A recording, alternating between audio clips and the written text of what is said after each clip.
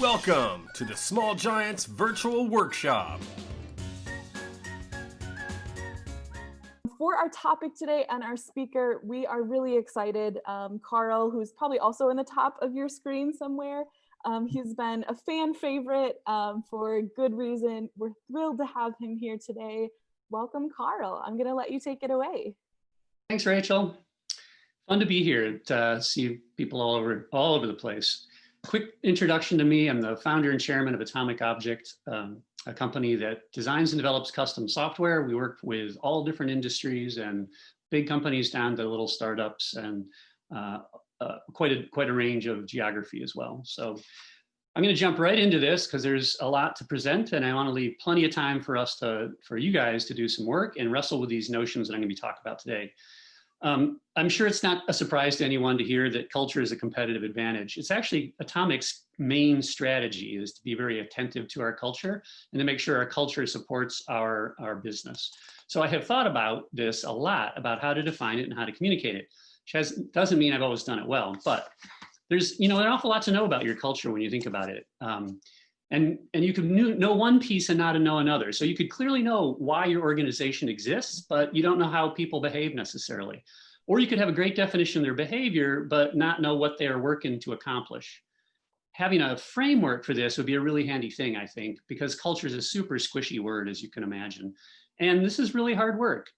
It's a lot of sitting with your own thoughts and introspecting, remembering, or creating, pondering, debating. In fact, sorry, let me get my slides going. It's a lot like that. Defining your culture is a lot like breaking rocks.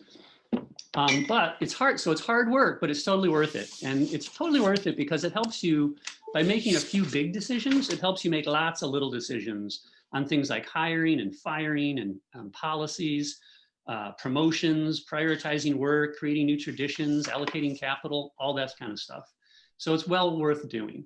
I've been working on this for 19 years since I started the company, not of course 19 continuous years, on and off. In the last couple of years, I have taken all my ramblings and put them into this framework that I'm hoping other people find helpful. So here are the elements of the framework that I have.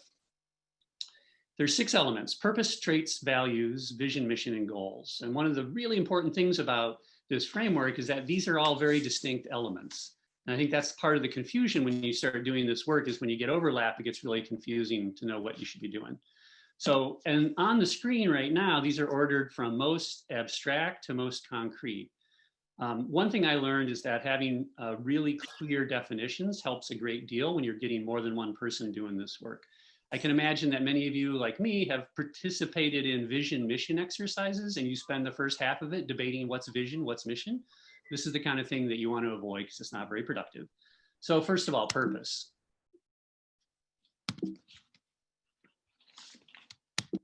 Oh dear, I don't have my mouse. Okay, why we exist and matter. This just gets down to like the purpose of the organization.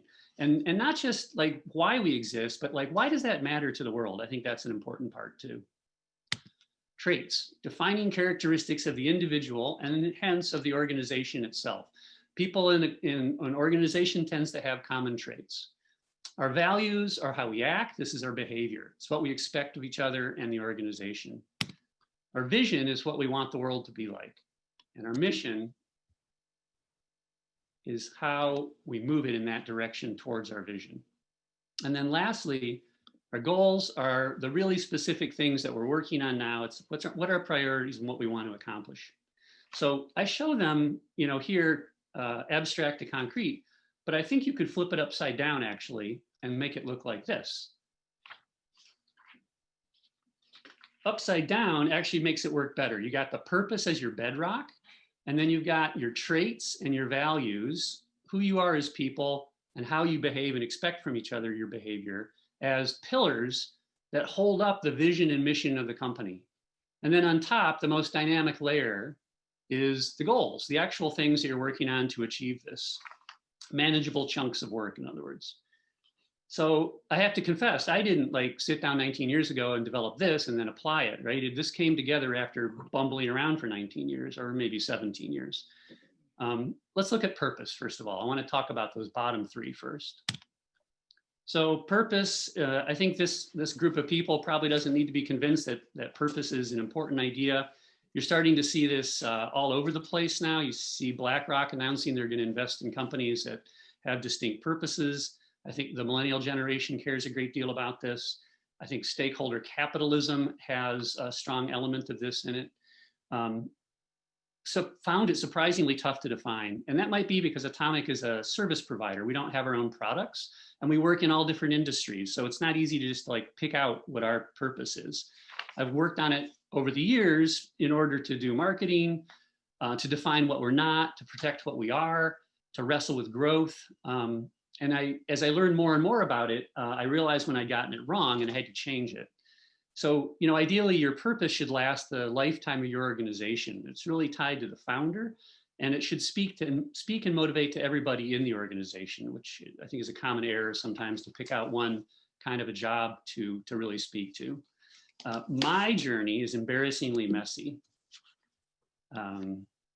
Here is a brief journey through Carl's trying to define Atomic's purpose, 2001. Actually, it's one of the better ones. It's pretty simple. We build great software and great software comes from smart people using a disciplined process. But notice what it is. It's all about like what we do, the craft of our development and our commercial purpose. By 2007, I had like clearly gotten tired of trying to come up with a single sentence. So I had a list. In 2013, I think I both nailed it and totally screwed it up. So the nailing it part was the first time we publicly came out and said, we want to be a 100-year-old company. And that's been very, very useful for us. But the screwing it up part was the pursue success for our clients or die trying. That did not go over well at all, I can tell you. So here's what it is today, as of 2018, to be a source and a force. A source of fulfillment for Adams means that you can, by being an employee, you can create meaningful and have meaningful relationships at work. You can feel appreciated and respected. You can apply your skills to create value. You can master your chosen profession, and you can be recognized for your efforts and accomplishments. That's a source of fulfillment. And we're a force for good for our clients by helping them achieve their mission through the creation of custom software. We're also a force for good in our communities where we locate by where we put our offices, who we use as vendors, how we treat employees, the community groups we support with space and money, the profit and the salaries we bring into the community through the jobs we create. That's being a force for good and caring about the places we work. So notice that this latest incarnation of our purpose statement doesn't mention anything about what we do, software development. And a key insight I had in doing this work was that oftentimes, your purpose, the thing that you really want to understand and hold on to and communicate and use, ends up being quite a bit more subtle and complicated to figure out, but more important than your distinct commercial purpose. Let's talk about values now. So we codify our values into 6 value mantras. This is work I did in 2005, so 4 years into the company. We actually have little buttons made up with our value mantras on them. They have been incredibly useful and broadly accepted in the company. They are all formed by action statements, behavior statements. Give a shit, everyone's favorite, talks about how we care a lot about each other and about our clients and about our communities, about our careers. Share the pain, I think that one's a pretty obvious one. It's also got a share the gain sort of implicit piece to it. Own it is how we put our give a shit into action. Teach and learn, we're a consultancy, we have to learn a lot of stuff. And we go to the extra mile and teach what we've learned.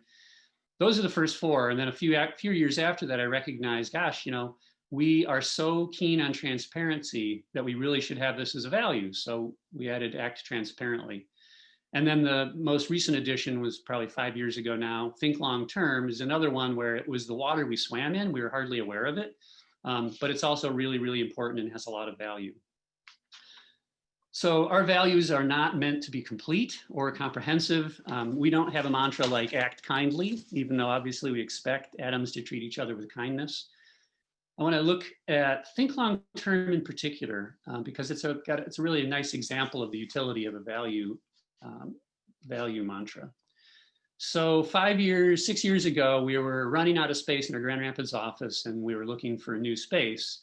And we found this building, it was a total dump, and we renovated it and spent a bunch of money doing it. And the question was, should we rent or buy? We always figured that we would need space to work together. And so when we applied our think long-term value mantra, it's like, well, if we're going to be a 100-year-old company and we're thinking long-term, why not have the value of paying off a mortgage accrue to our employee owners? So we bought it. Here's some other ways that we live those values, and they have a lot of a utility. We talk about correcting our hiring mistakes quickly, and we talk about and believe strongly in the value of testing our software. Remember, there's only 6 of these things. They're not meant to be comprehensive, so that's an important part of it. And while I was doing some work with succession, I actually found something new, something that I think we were missing before, that values don't really capture all that well. And that's what I just ended up calling traits. So these are defining traits of both atoms and atomic. And I think you can kind of say that they're defining traits of atomic because they are defining traits of the people we hire. So the idea of formalizing these came from observing that we have had some pretty great results in terms of how you want to measure things like financially or retention or engagement, and really wondering like where that came from, and thinking about business processes and then recognizing those are good and they're important, but they're really not enough. And what we found was that all of these business processes came from these traits that most atoms share, not all in the same measure, but collectively we bring these to the table. I think it's really important to notice that all of these can be overplayed. Unsatisfied is a super important one. It's the one that keeps us constantly pushing and questioning the status quo and trying to improve. But it can also result in, never stopping and recognizing when you've done a good job. You're never satisfied with how good something is. Relational is an awesome trait of atoms, but that can lead you in some bad directions if you have hard decisions to make about someone who's not a good match to the company. Trusting is a huge way to create value inside the company and with your customers, but occasionally, you trust the wrong people and you get burned. So you can overplay all of these things. The other 3 parts of that model I have are vision and mission and goals. And those things describe the impact we want to have, how we go about it, and what we're actually working on today. I'm going to skip those because there isn't enough time to go through all those, and the workshop portion doesn't have that. But I do want to show you quickly how these elements work together. So as I mentioned, one of our goals is to be a 100-year-old company, and I want to use that to show how this stack works. So top level goal, celebrate our 100-year anniversary, is obviously supported nicely by the think long-term value. And it's the only way we're going to get there to achieve that goal, in fact, is if we're thinking long-term. And I would argue that think long-term comes from a combination of traits. We hire smart people. They see unconventional ways of doing things. They execute well, and they understand value creation over time. They're smart. They're also very disciplined. They can stick to a strategy. They can make consistent investments. They work in a predictable fashion for our clients. And then lastly, that we are generous. We make it, that makes it easier to delay gratification and able to give without immediate return, both of which I think are a part of getting toward that 100-year goal. And all of that is also supported by being a source and a force, and I would argue gives us the moral foundation to justify the 100-year goal. If our purpose was only to make money, no justification to be 100 years old. So now it is time to take a crack for all of you at using this framework in your organizations. And what we're going to do is that you individually will pick one of these elements to work on for your organization. So pick purpose, or pick traits, or pick values. And then on the next slide, we'll have some suggestions and guidance on how to do this work. But at the high level, you'll have 10 minutes right now to work solo. And then we'll put you in a breakout room to discuss and share and question for another 10 minutes. And you can further refine or If you're stuck, get some help or listen to what other people have come up with. We'd like the person in each group whose first name starts latest in the alphabet to lightly facilitate the group's discussion. So if your name is Yasmina or Zachary, you're probably going to be a facilitator. Super lightweight, don't get nervous. And then after 10 minutes in those breakout groups, we will all come back together. And then I'd like to have the facilitator share some examples of the work from that group and maybe some observations. So any questions at a high level about what we're going to do? The 10 minutes solo together right now, the 10 minutes in a breakout room, facilitator takes some notes, brings some stuff to share back, and then we'll conclude. All right, any questions? I'm going to stop your screen share for just a second, Carl, so we can see. Any questions? Sound good so far? Okay, great. So your 10 minutes just on your own working independently starts now. I'm going to put up a slide and play a little background music, and we'll call you back in about 10 minutes. So you just did 10 minutes of work that probably needs more like 10 or 20 hours put into it, but hopefully it gives you a flavor for it. And having wrestled even with those 10 minutes, my guess is that you had some ideas, you had some questions, you made some observations, you had some things you'd like to share, and you'd like to see what other people came up with too. So that's what we're going to do for 10 minutes in our breakout rooms, a little learning together. Remember, facilitator is the person whose first name comes latest in the alphabet in the whole group, in the group you're in. And then we're asking facilitators to bring back to the whole group for debriefing in 10 minutes some examples or some insights that they appreciated from the group. Awesome, thank you. Okay, we're going to put you into some breakout groups, and we'll call you back in about 10 minutes here. I'm curious with traits as well. I mean, is there any real dark side to traits that would, initially seem, like impatient but yet would still be in a positive context? So that was one of the questions that sort of popped up in my mind, but just sort of to echo what Kelly's point was. So. Oh, that's great. And sorry about the name there, but thank you for being No. It's written on there. I just, I had to be honest, if no not problem. transparent. Thank you for sharing that. And Sure. And that's a great question, Carl. I'm wondering if you want to jump in and address that, or any of the other. Let's see. There we go. Any of the other comments that have come in. I do think that traits have aspects of being strengths that can be overplayed, and so when you have a bunch of people who are aligned around these common traits, then you can get a lot of power and momentum there, but you're also going to be prone to sort of the same mistakes potentially. So there's some risk there, and I think you can be you're potentially making mistakes by using your strengths, or you're using those traits to if you're tenacious, maybe you're becoming a workaholic, for example. Like you don't ever give up and you just keep working and working and working, and that's not a sustainable thing for you. That'd be an example of that.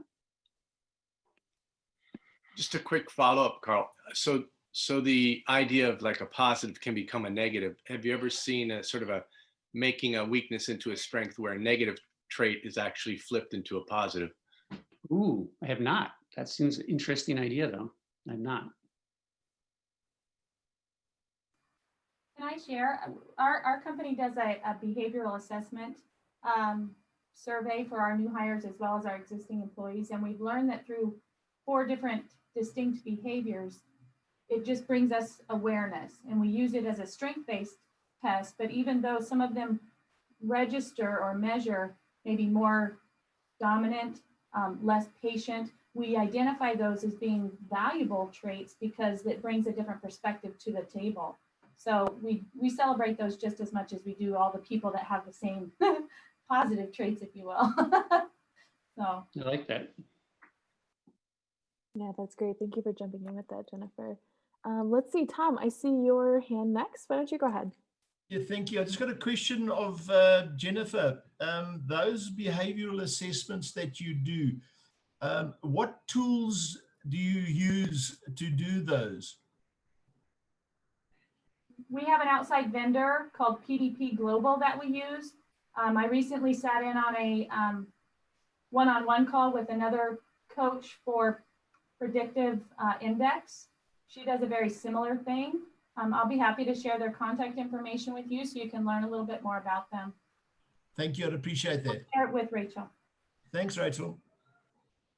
Thank you, Jennifer. Yeah, we'll share that out.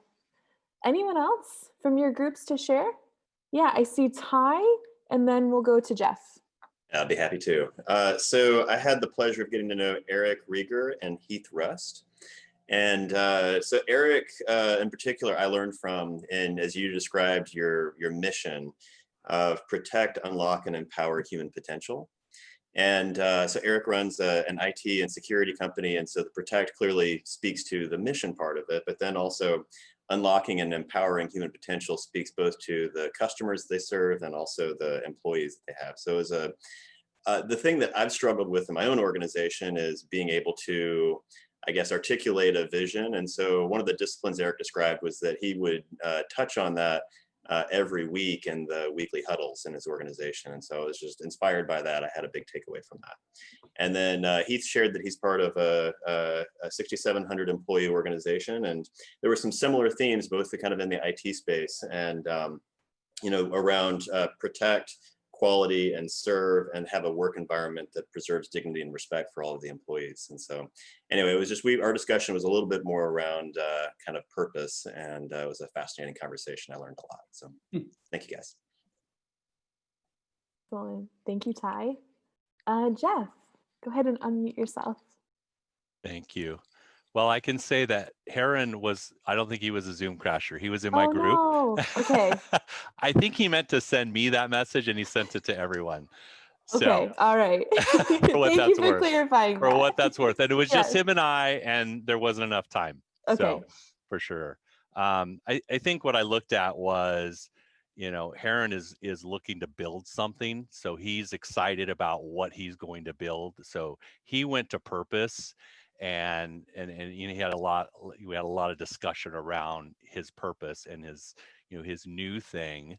And then for me, I went to traits because I already have a team that I'm, always working on. And, that was easy for me to go to traits and to look at those key traits of my key people. So I thought that was interesting. And I just want to say, I think earlier, that word unsatisfied, like I saw that word and it was negative to me at first, and then it's like I just can't stop thinking about that. I just love that as a trait, that without that, like there's just maybe an imbalance that could happen within a team.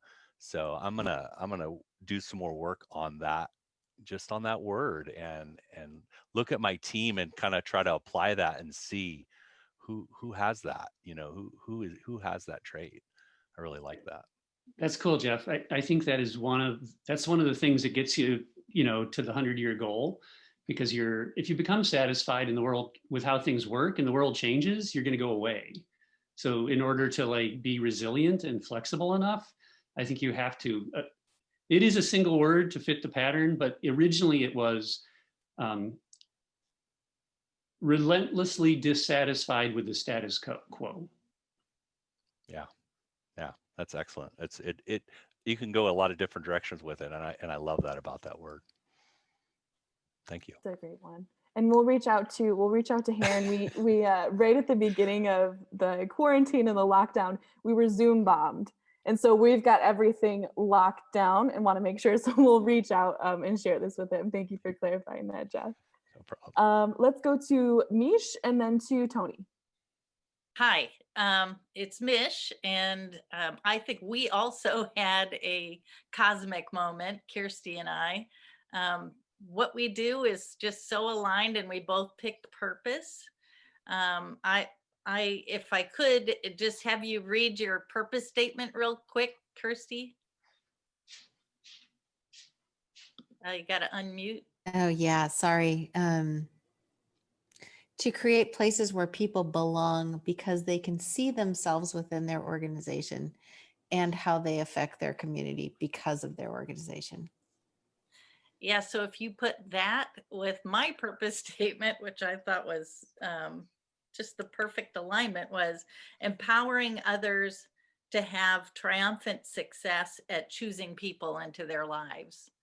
And, you know, we do such similar things. It was excellent. I think my big takeaway from it, and we talked about a bit, was using that purpose statement to be a little bit more general, in that it's more laser focused on what you do, not how you do it. And it has always bothered me that there's this salesy part of my purpose statement. And now I've got a great one. So I feel really good about that. And I'm so excited to have met Kirsty. So excited. Oh, that's wonderful. I'm so glad that group brought you all together. That's great. And Tony, before we jump to you, we had a message here from Brad. Sorry for the delay in chiming in, no worries. Had the pleasure of being in the breakout session with Jennifer and Jesse. I was very inspired with how Jennifer is so clear with the traits that were important to their environment, and Jesse was a super facilitator. Thank you all for that, and thanks, Brad. Okay, Tony, over to you. I'm afraid recapping a group discussion is not a core competency, but first, to step back to the satisfied comment. One of my prior companies where I worked for 16 years, one of our traits was never satisfied. And that one worked well for us for the most part, but it was at times challenging to communicate that well, because if all you say is never satisfied, some people read that as, hey, you'll never be happy. And that was definitely not the case. We definitely celebrated, our wins, and were satisfied with, our performance, but we were always striving to do something a little better. And so if you do go down a route of using satisfaction as a trait, just be aware you have to be careful how you communicate that and such. We had a group of 4. Unfortunately, we ran out of time. We didn't get to hear from Natalie, I'm afraid. But 2 of us focused on traits and 1 on purpose. And I guess my observation is that the 2 of us that focused on traits, we have very different businesses, and the trait lists, were quite a bit different. So it's like really figuring out traits, and who, we have different people in a t-shirt company than Tom has in a mining company. So it's a definitely different group of people, and the traits that we use to have, that we take advantage of to drive success in each company, are quite a bit different. But so that makes this exercise pretty interesting, that we both had 5 or 6 traits and none of them matched. And so it's just kind of neat to see that all these successful companies, and we'll probably all come up with totally different lists. Yeah, absolutely. Go ahead, Jesse. I was just going to chime in. That comment was resonating with the thoughts I was having about Eloise Hannah's comment. I don't know what I'm thinking that's probably not your actual name. Rob, I think. Rob. Okay. That's okay. About negative traits, but just the way in which Carl framed it with purpose underneath, I think, at least for me, is a very helpful way to think about traits. His traits are neither positive nor negative in a vacuum. They're positive towards a purpose, or unhelpful or less valuable in serving that purpose. And I think that really was reflected in the comment we just heard, and wanted to say it. That's a great point. Thank you for chiming in with that. Tom, go ahead. Thank you, Rachel. I think one that Tony raised that I found extremely interesting, because it's a trait that we don't normally really consider, and he called it vested. And to some extent, I think certainly in the selection process, one tends to focus on everything else but to see if somebody will have that vesting in the company and what the company does. And it's actually quite a tough one in terms of, can you select, or is it something that you can develop over a period of time? And it's maybe a chicken and egg situation. What do you have to do to get employees vested in the company? And pretty much if you get that right, a lot of the other things will fall in place. So just an incredibly interesting one, and a challenging one. So thank you. Anybody that we missed, or any other comments before I turn it back over to Carl to wrap things up here? Okay, I don't see any hands. So Carl, I'm going to turn it back over to you. Well, this has been a fantastic conversation. It's so cool to see how you guys took this little bit of time and got some value from it and shared. I love it. Have enjoyed talking with you and sharing. This has been really fun. So thanks for that.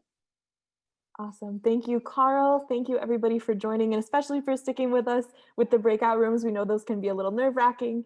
We'll send slides and recording and contact information for Carl. He's been gracious enough to open up his inbox. And we'll hopefully see you all next month for our roundtable discussion on how to support your employees' mental health. So thanks, everybody. Hopefully we'll see you next month. Thank you. And thank you, Carl. Okay, well, that's it for this one. Check out more Small Giants workshops at smallgiants.org.